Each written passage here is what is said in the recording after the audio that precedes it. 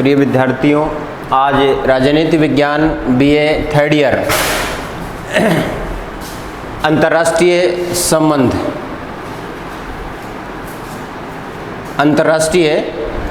International relationship का जो आपका पेपर है उसके कुछ टॉपिक्स अपन स्टार्ट कर रहे हैं। अंतर्राष्ट्रीय संबंध international relationship third year BA third year. अंतर्राष्ट्रीय संबंध का चैप्टर शुरू करने से प्रारंभ में हमें इसकी कुछ पृष्ठभूमि पर भी नज़र डाल लेनी है। अंतर्राष्ट्रीय संबंध एक नवीन शब्दावली है। अब यद्यपि ऐसा नहीं है कि शब्दावली नवीन है तो संबंध भी नवीन है। जब से राज्य नामक संगठन मानव समाज में, मानव सभ्यता में अस्तित्व में आया है, तब से लगाकर के वर्तमान तक विभिन्न राज्यों के किसी न किसी प्रकार से आपसी संबंध हमेशा मौजूद रहे हैं।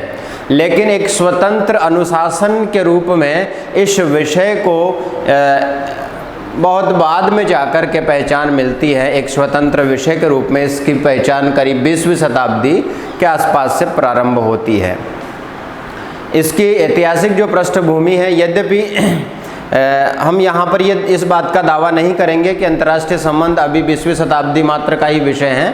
अंतर्राष्ट्रीय संबंध अति प्राचीन समय से हैं। जैसा कि हम कह रहे हैं कि जब से मानव समाज में राज्य नामक संगठन, राज्य नामक संरचना अस्तित्व में आई है, तब से किसी न किसी प्रकार के संबंध विभिन्न राज्य नामक इकाइयों के बीच में मौजूद रहे हैं।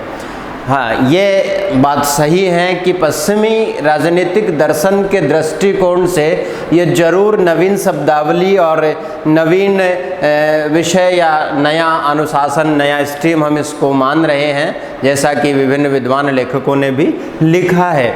लेकिन इससे थोड़ा दिगर बात हम यहाँ पर करना चाहेंगे और मैं आपको यहाँ पर भारत के प्राचीन राजनीतिक शास्त्र में थोड़ा सा उस विषय पर एक संक्षिप्त जानकारी हम आपको यहाँ पर रखना चाहेंगे कि भारत में अंतर्राष्ट्रीय संबंध, भारतीय राजनीतिक शास्त्र यद्यपि अंतर्राष्ट्रीय संबंधों के नाम से नवीन विषय या एक स्वतंत्र अनुशासन इसको जरूर नहीं कहा गया या नहीं रखा गया, लेकिन हमारे राजनीतिक संबंध ग्रंथों में, हमारे धार्मिक ग्रंथों में और बहुत सारे समसामयिक साहित्य में अंतर्राष्ट्रीय संबंधों का विस्तार से उल्लेख मिलता है। जैसा कि अंतर्राष्ट्रीय कानूनों की परिभाषाओं के बारे में भी पश्चिमी लेखकों ने लिखा है कि सभ्य राष्ट्रों द्वारा अपनाए जाने वाले जो पारस्परिक आचार विचार के नियम हैं वही अंतर्राष्ट्रीय कानून है। और सभ्य राष्ट्र जो शब्दावली उन्होंने प्रयोग की उससे उनका तात्पर्य शुद्ध रूप से पश्चिमी राष्ट्रों से था। तो एक तरीके से ये भारतीय राजशास्त्र और भारतीय राजशास्त्रियों के प्रति परहेज का नतीजा इसे कहा जा सकता है, या उनके कार्य या उनके रचनाओं के प्रति नफरत का नजरिया ही कहा जा सकता है। यद्यपि हमारे इतिहास में, चाहे वो धार्मिक साहित्य में मौजूद क्यों नहीं रहा हो, अंतर्राष्ट्रीय संबंधों का विस्तार से विवरण मिलता है। चाहे हम बात करें महाकाव्य काल में रामायण की, चाहे हम बात करें महाकाव्य काल में महाभारत की, उसके बाद में हम बात करें स्मृति काल में, तो विभिन्न प्रकार की स्मृतियों में भी अंतर्राष्ट्रीय संबंधों का विस्तार से उल्लेख मिलता है। परराष्ट्र संबंधों के नाम से फॉरेन अफेयर्स का उल्लेख मिलता है, जिसमें हम आचार्य मनु का नाम ले सकते हैं। आचार्य कौटिल्य ने भी विस्तार से जो है अपने राजशास्त्र में परराष्ट्र संबंधों का विस्तार से उल्लेख किया है। और भी बहुत सारे आचार्य शुक्र हैं या जितने भी प्राचीन भारतीय जो एंशिएंट थिंकर्स हैं पॉलिटिकल फील्ड के, उनके ग्रंथों में, उनके शास्त्रों में अंतर्राष्ट्रीय संबंधों का बहुत बड़ा और व्यापक उल्लेख परराष्ट्र संबंधों के नाम से मिलता है। तो मैं आपको यहाँ पर इसका संक्षेपण इस प्रकार से करना चाहूँगा कि यद्यपि पश्चिमी लेखकों के विचारों के अनुसार और पश्चिमी राजशास्त्र की धारा के अनुसार यद्यपि एक नवीन विषय, नवीन अनुशासन है जिसका उद्भव वो करीब 20वीं शताब्दी के प्रारंभ से मानते हैं। और सर्वप्रथम पश्चिमी धारणा और पश्चिमी विद्वान लेखकों के अनुसार जेरेमी बेंथम जो हैं वो पहले विद्वान माने जाते हैं जिन्होंने इस शब्द का प्रयोग किया है, और ये कोई बहुत पुराने विद्वान नहीं हैं। लेकिन भारतीय राजशास्त्र में ये कोई न तो नया विषय है और न ही कोई नया इशू जिसको कहा जा सकता है, अति प्राचीन काल से ये मौजूद रहा है। लेकिन पश्चिमी राजशास्त्र चूँकि हम यहाँ पर मुख्यतः पढ़ रहे हैं, इसीलिए हम यही मान के यहाँ पर चल रहे हैं कि बहुत नया अनुशासन है, नया विषय है, और इसका प्रथम प्रयोग संभवतः जेरेमी बेंथम नामक विद्वान ने किया, जो मुख्यतः इंग्लैंड के विद्वान थे। और उसके बाद ही इस शब्द का प्रयोग संप्रभु देशों के पारस्परिक व्यवहार के लिए, एक संक्षिप्त शब्दावली इसके अर्थ को समझने के लिए, संप्रभु देशों के पारस्परिक व्यवहार संप्रभु देशों का,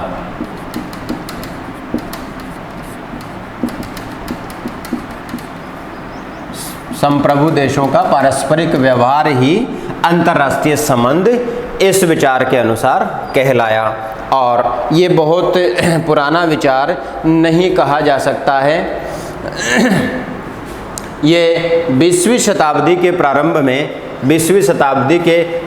में एक स्वतंत्र एक जो है डिसिप्लिन के रूप में, एक स्वतंत्र विषय के रूप में आता है 20वीं शताब्दी में।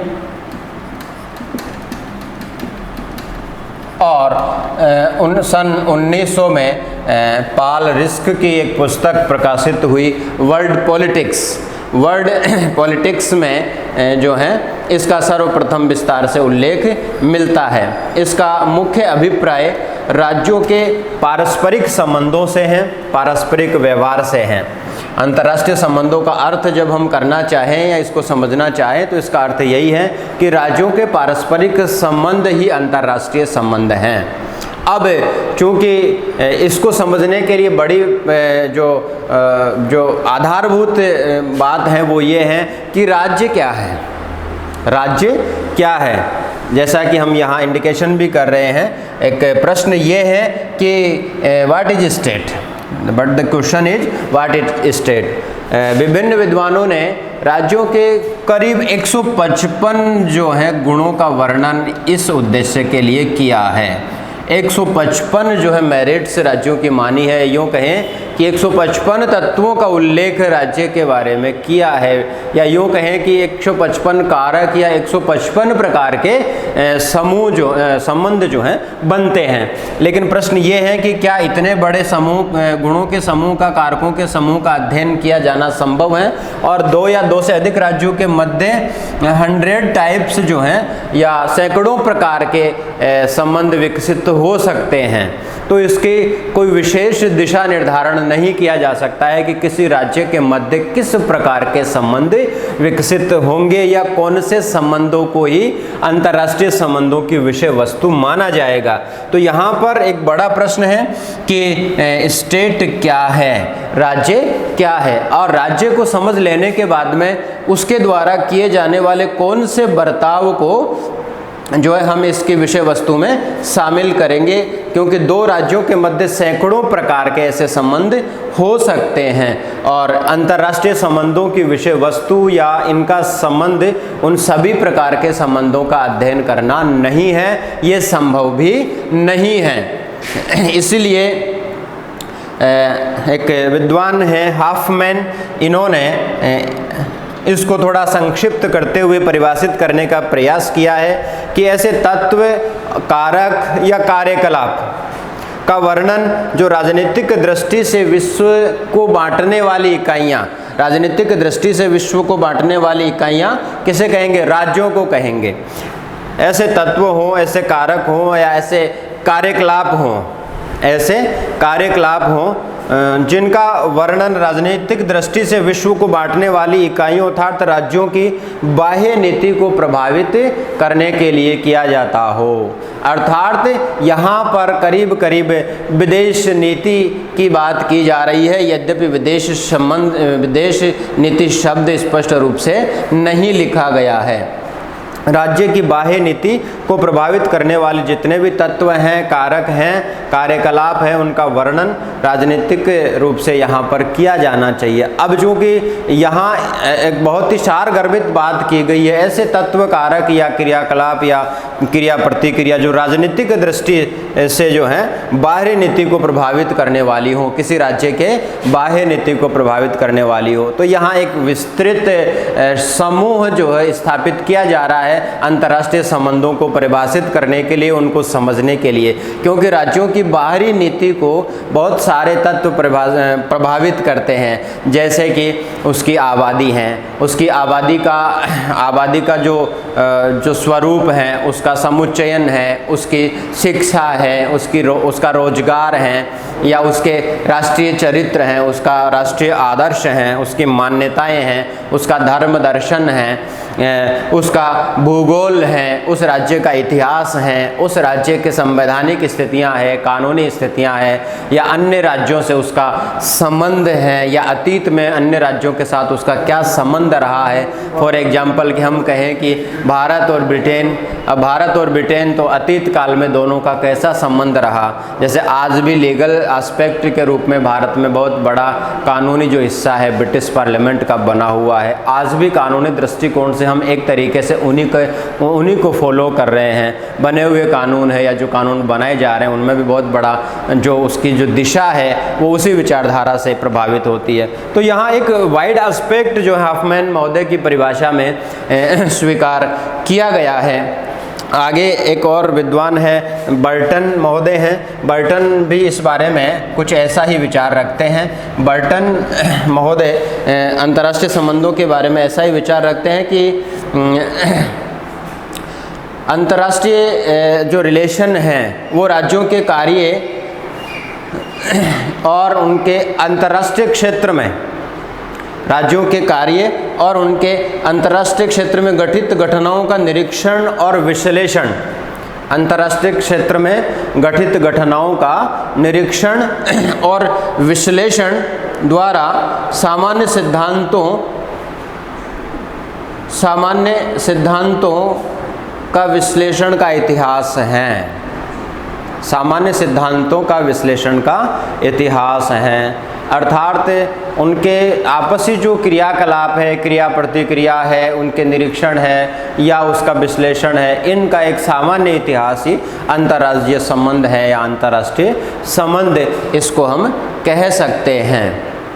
इसका जो मेन ऑब्जेक्ट है, मुख्य जो उद्देश्य है वो है सैद्धांतिक विवेचन करना है, सैद्धांतिक विवेचन करना है। क्योंकि इस विषय की अपनी लिमिट्स हैं, इस अनुशासन की, इस स्ट्रीम की अपनी लिमिट है और ये उस रूप में स्थापित नहीं हो पाया है जिस रूप में अन्य विषयों ने जो है अपना स्वरूप प्राप्त कर लिया है। क्योंकि एक विषय का निरंतर विकास होता है, यही विषयों की नियति है। तो इसी क्रम में जब से ये अंतर्राष्ट्रीय संबंध शब्दावली या विषय अस्तित्व में आने लगा है और इसने पृथक अनुशासन का स्वरूप ग्रहण करना प्रारंभ किया है, तो इसने अभी अपना पूर्ण स्थायित्व प्राप्त नहीं किया है। इसलिए इसका मुख्य उद्देश्य सैद्धांतिक विवेचन करना मात्र है। ये कोई प्रायोगिक या व्यवहारिक दृष्टिकोण से ऐसा कोई उद्देश्य जो है प्रस्तुति नहीं कर सकता है।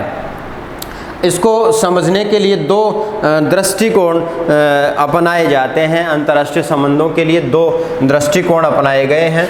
दो दृष्टिकोणों में पहला जो दृष्टिकोण है वो संकुचित दृष्टिकोण है,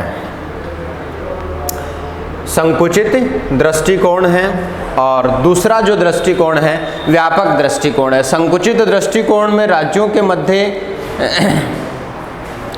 शासकीय अधिकारियों द्वारा किए जाने वाले क्रियाकलाप या कार्यकलापों को शामिल किया जाता है।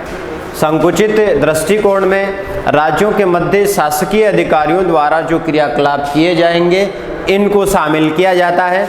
इन क्रियाकलापों में केवल और केवल राज्य के अधिकारियों द्वारा किए जाने वाले क्रियाकलाप, उनकी प्रतिक्रियाएं, उनके उत्तर प्रत्युत्तर, इन्हीं को शामिल किया जाएगा, चाहे वह किसी भी बात से संबंध रखने वाले हों। और राज्यों के आपस में जो संव्यवहार है जिनका संबंध शासकीय नहीं है, या जिनका संबंध राजनीतिक नहीं है उनको यहाँ पर शामिल नहीं किया जाएगा। इस दृष्टिकोण से इसको हम जो है एक छोटे से उदाहरण के माध्यम से और स्पष्ट समझ सकते हैं कि संकुचित दृष्टिकोण के अनुसार यूएनओ जो है अंतर्राष्ट्रीय संबंधों की विषय वस्तु हैं, जबकि वर्ल्ड मेटेरोलॉजिकल साइंस ऑर्गेनाइजेशन नहीं है, WHO नहीं है। इस दृष्टिकोण से ये गैर शासकीय संगठन है और गैर शासकीय संगठन होने के कारण से ये इसके विषय वस्तु में शामिल नहीं किए जा सकते हैं। यहाँ हमें एक ही बात याद रखनी है कि राज्यों के मध्य केवल सरकारी जो है शासकीय स्तर पर जो क्रियाकलाप होंगे, क्रिया प्रतिक्रिया होंगी, नियम कानून होंगे, उनका उत्तर प्रत्युत्तर होगा, संश्लेषण विश्लेषण की प्रक्रियाएं जो अपनाई जाएंगी वह ही शामिल की जाएंगी, और गैर राजनीतिक स्तर पर जो होगा, गैर के स्तर पर होगा, उसको शामिल नहीं किया जाएगा। दृष्टिकोण का दूसरा भाग है व्यापक दृष्टिकोण, और व्यापक दृष्टिकोण ये कहता है कि अंतर्राष्ट्रीय संबंधों की विषय वस्तु सभी प्रकार के राज्यों के मध्य सभी प्रकार के संबंधों को शामिल करती है। राज्यों के मध्य सभी प्रकार के संबंध शामिल होंगे, चाहे वह शासकीय हो या गैर शासकीय हो, चाहे वह राजनीतिक हो, चाहे गैर राजनीतिक हो, चाहे वह सांस्कृतिक हो, चाहे वह कानूनी हो, चाहे वह संबंध ऐतिहासिक हो, चाहे वह संबंध क्रियाकलाप जो है भूगोल जो ऐतिहासिक हो, चाहे उन पर प्रभाव भूगोल का हो, सभी प्रकार के संबंधों को शामिल किया जाएगा। आर्थिक, राजनीतिक, सरकारी, गैर सरकारी, भौगोलिक, ऐतिहासिक सभी प्रकार के को जो है यहाँ पर शामिल किया जाएगा। तो इस प्रकार हमें ये समझना है कि अंतर्राष्ट्रीय जो संबंध हैं या अंतर्राष्ट्रीय संबंध जो शब्दावली है उसमें राज्यों के आपसी समव्यवहारों का अध्ययन किया जाएगा। अब संकुचित दृष्टिकोण केवल शासकीय समव्यवहारों का अध्ययन करता है और व्यापक दृष्टिकोण राज्यों के मध्य सभी प्रकार के समव्यवहारों का अध्ययन करता है, चाहे वह शासकीय तौर पर प्रभाव नहीं डालता हो या शासकीय रचनाएं नहीं हो या गैर शासकीय हो, चाहे वह भौगोलिक प्रभाव वाली बातें हों, चाहे ऐतिहासिक प्रभाव, सांस्कृतिक या धार्मिक प्रभाव वाली, शैक्षणिक प्रभाव वाली स्थिति क्यों नहीं हो, अगर वह राज्यों के आपसी समव्यवहार को प्रभावित करती हैं तो उसका संबंध, उसका अध्ययन अंतर्राष्ट्रीय संबंध शब्दावली के अंतर्गत किया जाएगा। अंतर्राष्ट्रीय संबंध शब्दावली के तहत किया जाएगा। अब इसके बाद में इसकी जो प्रकृति है वो क्या है, इसका जो नेचर है इंटरनेशनल रिलेशनशिप का वो क्या है। अंतर्राष्ट्रीय संबंध, जैसा कि हम चर्चा कर रहे हैं कि अंतर्राष्ट्रीय संबंध जो शब्दावली है वो एक नवीन शब्दावली है पश्चिमी राजशास्त्र के अनुसार, और इसका संबंध जो है राज्यों के आपसी संबंधों के विवेचन तक ही है। अंतर्राष्ट्रीय स्तर पर राज्यों के आपसी संबंधों के विवेचन तक सीमित किया गया है। अंतर्राष्ट्रीय संबंध के अंतर्गत राज्यों के आर्थिक, व्यापारिक, सांस्कृतिक, शैक्षणिक, कानूनी, राजनीतिक, खोज, अन्वेषण संबंधी सभी प्रकार के संबंध आ जाते हैं, और इन शब्दों में वास्तव में विविध राष्ट्रों के संपर्क, सहयोग, क्रिया प्रतिक्रिया का बोध होता है, अर्थात संबंधों के जाल का बोध होता है, अर्थात संबंधों के जाल का बोध होता है, क्योंकि व्यापक दृष्टिकोण सब बिना किसी बाधा के सभी प्रकार के समव्यवहारों को शामिल करता है। तो शब्दों के जाल का अर्थ यहाँ पर ध्वनित होता है। यहाँ पर भूगोल और विविध भाषाएं, विधिशास्त्र, मनोविज्ञान सबको शामिल यहाँ पर किया गया है। और अंतर्राष्ट्रीय संबंधों की प्रकृति के बारे में पामर एंड पार्किंसंस 2-3 महत्वपूर्ण बातें लिखते हैं। पामर एवं पार्किंसंस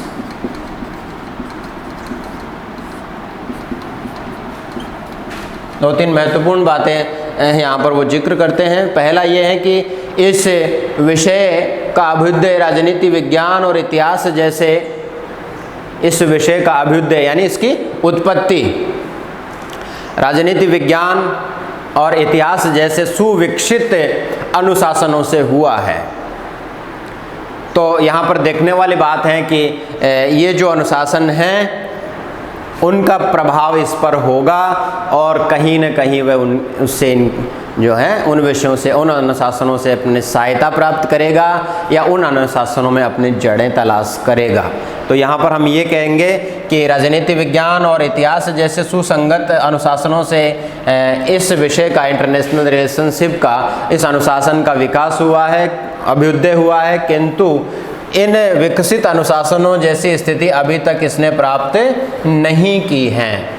इसकी प्रकृति को समझने के लिए हमें ये समझना बहुत आवश्यक है, क्योंकि ये कहने का अर्थ ये है कि कहीं न कहीं इस विषय को अपनी निर्भरता उन विषयों पर बनानी पड़ेगी या उनसे सुसंगतता स्थापित करनी पड़ेगी जिन विषयों से इसका विकास हो रहा है, जिन अनुशासनों से इसका विकास हो रहा है। अर्थात हम इसकी स्वतंत्र व्याख्या पूर्ण रूप से नहीं कर पाएंगे, और कर पाएंगे वह केवल मात्र सैद्धांतिक व्याख्या होंगी, व्यवहारिक व्याख्या नहीं होंगी। और दूसरा जो है, इसके अध्ययन का कोई व्यवस्थित ढांचा उभर करके नहीं आया है। अध्ययन का कोई दृष्टिकोण अब तक, कोई कंसेप्चुअल फ्रेमवर्क नहीं आया है जिसके आधार पर यूँ कहें कि इसके अध्ययन पद्धति या इसका जो बहुत बड़ा जो व्यापक जो फ्रेमवर्क है, कोई कंसेप्ट है, किसी प्रकार का उपागम है, वो निकल के अभी तक नहीं आया है। क्योंकि जैसा कि हम कह रहे हैं कि ये बहुत ही नया विषय है और 20वीं शताब्दी के आसपास से इसका उद्भव पश्चिमी विचारधारा में, पश्चिमी राजनीतिक दर्शन में माना गया है। यद्यपि भारतीय दृष्टिकोण से अति प्राचीन विषय हैं और हमारे धार्मिक साहित्य में, स्मृति काल में और विभिन्न लेखकों ने इसका विस्तार से परराष्ट्र संबंधों के रूप में विवेचन किया है। अब चूंकि यहाँ पर हमारा जो सब्जेक्ट मैटर है वो पश्चिमी राजनीतिक दर्शन के दृष्टिकोण से इंटरनेशनल रिलेशनशिप को पढ़ना है, इसीलिए हम इसको नवीन विषय ही मान के यहाँ पर चल रहे हैं। तो एक कंसेप्चुअल ढांचा जो इसका अभी तक नहीं आ पाया है, और हमारे पास में इसके क्रमबद्ध और वैज्ञानिक अध्ययन की कोई अवधारणा अभी तक मौजूद नहीं है, ये भी हमें समझना होगा। इसकी प्रकृति को जानने के लिए इसका क्रमबद्ध और वैज्ञानिक अध्ययन का जो ढांचा है, कोई उपागम है, वो अभी तक हमारे पास में नहीं आया है। और तीसरा जो है, आज भी ये विषय अन्य अनुशासनों पर निर्भर है। जैसा कि प्रारंभ में भी हमने कहा था कि ये विषय जो है राजनीति और इतिहास जैसे सुसंगत विषयों से अभ्युदय हुआ है, इसका विकास हुआ है। इसीलिए जाहिर सी बात है कि इन विषयों में ये अपना आधार तलाशता है या इन विषयों से अपने आप को आधार पाता है, इनको स्पष्ट करने का जो है के लिए इन्हीं विषयों का सुसंगतता लेता है, इनसे सहायता लेता है। तो इसका स्वतंत्र रूप से न तो कोई ढांचा विकसित हुआ है, न ही इसका कंसेप्चुअल फ्रेमवर्क आया है, न ही कोई साइंटिफिक तरीके से इसका स्टडी मेथड अभी तक विकसित हुआ है। कुल मिला के ये विषय जो है अभी अपनी आधार भूमि तलाश रहा है। किंतु ये आवश्यक है, ये अवश्य ही इसमें जो है हमें समझ लेना है कि जब से राज्य इस मानव समाज में प्रारंभ हुआ, स्थापित हुआ, तब से लगा करके वर्तमान तक राज्यों के आपसी संबंध अवश्यंभावी बने रहे हैं, चाहे हमने अंतर्राष्ट्रीय संबंध शब्दावली का प्रयोग किया हो चाहे नहीं किया हो। मर्गेंथाउ अंतर्राष्ट्रीय राजनीति में बहुत ही महत्वपूर्ण विचारक माने जाते हैं और यथार्थवादी राजनीति के प्रणेताओं में एक प्रमुख नाम हैंस मर्गेंथाउ का है। वो ये कहते हैं कि अंतर्राष्ट्रीय संबंध का जो विषय है, शब्दावली है, यथार्थ में अंतर्राष्ट्रीय प्रक्रिया का एक बौद्धिक अनुशीलन मात्र है, बौद्धिक अनुशीलन या बौद्धिक विचारधारा मात्र है और इतिहास और नवीन घटनाओं से भिन्न है। साथ ही अंतर्राष्ट्रीय कानून और राजनीतिक सुधारों में भी भिन्न है। इसके तथ्य बड़ी शीघ्रता से बदलते हैं और ये विषय बड़ा अनिश्चित होता है और संभवतः इसी कारण से इसको इतिहास नहीं माना जा सकता है, इसको इतिहास नहीं माना जा सकता है। यहीं से इतिहास से इसका विभेदन भी प्रारंभ होता है। तो एक बौद्धिक अनुशीलन मात्र कहा इन्होंने, हैंस मर्गेंथाउ ने, और उनके कहने का अर्थ यही है कि अभी ये विषय जो है अपनी पृष्ठभूमि तलाश रहा है, इसको स्थापित होने में अभी और वक्त लगेगा, क्योंकि राजनीतिक क्षेत्र में तथ्य बड़े तेज़ी से बदलते हैं और उनके आधार पर कोई सुव्यवस्थित उपागम नहीं बनाया जा सकता है। राजनीतिक क्षेत्र में व्यवहार का जो है पूर्व अनुमान लगा पाना बड़ा कठिन होता है। इसीलिए संबंधों पर पड़ने वाले प्रभाव और उनके द्वारा प्राप्ति की जाने वाली जो व्यवस्थाएं हैं या उनके द्वारा प्राप्त जो परिणाम हैं उनके बारे में भी कोई वैज्ञानिक अभिवेदना नहीं की जा सकती है, क्योंकि कौन सी परिस्थिति में कौन सा व्यवहार सामने आएगा ऐसा स्पष्ट रूप से कहा जाना संभव नहीं है। तो जहाँ तक इसकी प्रकृति का प्रश्न है, इन सभी बातों को मद्देनजर रखते हुए हमें इसकी प्रकृति को देखना होगा। नेक्स्ट जो हम अंतर्राष्ट्रीय राजनीति और जो है अंतर्राष्ट्रीय संबंधों के अंतर पर चर्चा अगले वीडियो में करेंगे।